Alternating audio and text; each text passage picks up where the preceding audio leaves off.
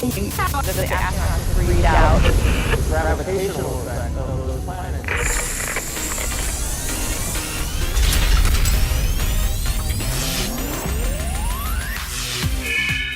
Hi, I'm Matt, and this is NASA Now for January 18th, 2012.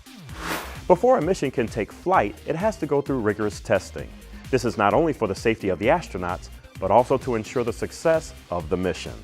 Today, we will be speaking with an expert who is part of a unique team that has been putting a test version of the Orion Multipurpose Crew Vehicle to the test. That's ahead. First, here's what's happening at NASA Now. In October of last year, testing continued at Langley Research Center's Landing and Impact Research Facility, or LANDER facility. 3, 2, 1. The subject of the test was an 18,000-pound Orion ground test structure to simulate the actual Orion Multipurpose Crew Vehicle. Originally, scientists and developers were looking at land-based landings using airbags. After extensive testing, the direction of the program has been shifted to water-based landings. Testing is a vital part of the research, development, and design process. So how do you test for different kinds of data, and what role does math have in that process? Today, we are joined by Dr. Richard Boitnott, lead test engineer at the Landing and Impact Research Facility located at NASA's Langley Research Center. Hello, Richard. Can you tell us about the current project you're working on? My current project is on the Orion Multipurpose Crew Vehicle landing test for water impact. We just completed construction of our hydro impact basin. It was filled with approximately 1 million gallons of water. It's 20 foot deep, it's 115 foot long and 90 foot wide, and it allows us, with the use of the gantry, to simulate the velocities that the Orion crew module would have upon splashdown in the ocean.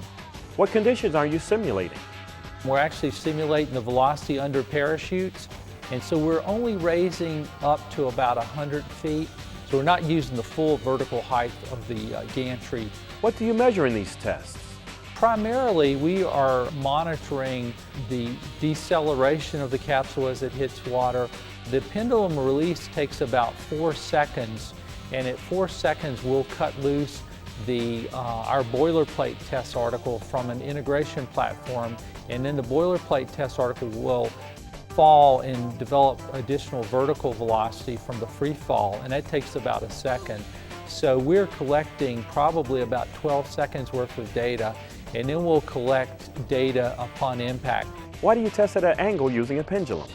If you drop the capsule straight into the water, you have more surface area on the heat shield, and that would cause higher G level to the occupants.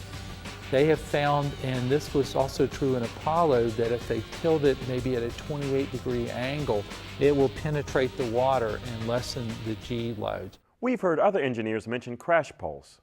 What is this term? A crash pulse would be the plot of the acceleration versus the time. We have accelerometers at different locations on an aircraft that will measure the acceleration. And then if you plot that versus time, you will obtain a pulse.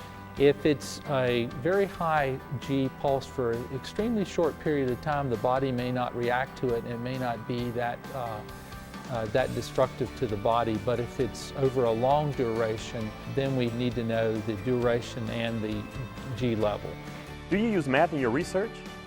Yeah, in my job, I use geometry and physics every day. And a lot of the physics I'm using are the high school senior level physics, just to calculate the pendulum swings. And that's important because we have a number of high-speed cameras set up, and these cameras are zoomed in such that if I didn't hit the spot, we wouldn't collect that data. Why do you do this testing? The main purpose of our testing is addressed at protecting the crew and occupants of aircraft and spacecraft. Secondarily, we're focused on salvaging the vehicles themselves.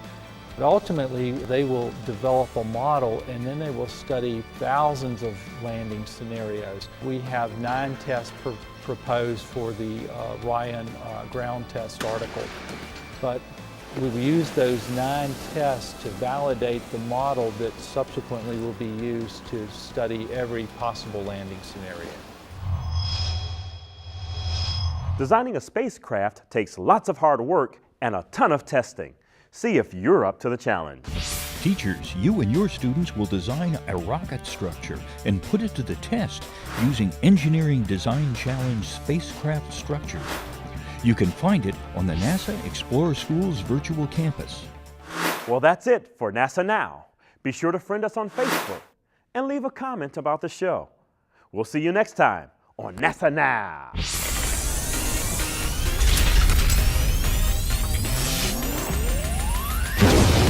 NASA Now comes to you from the virtual campus at NASA Explorer Schools.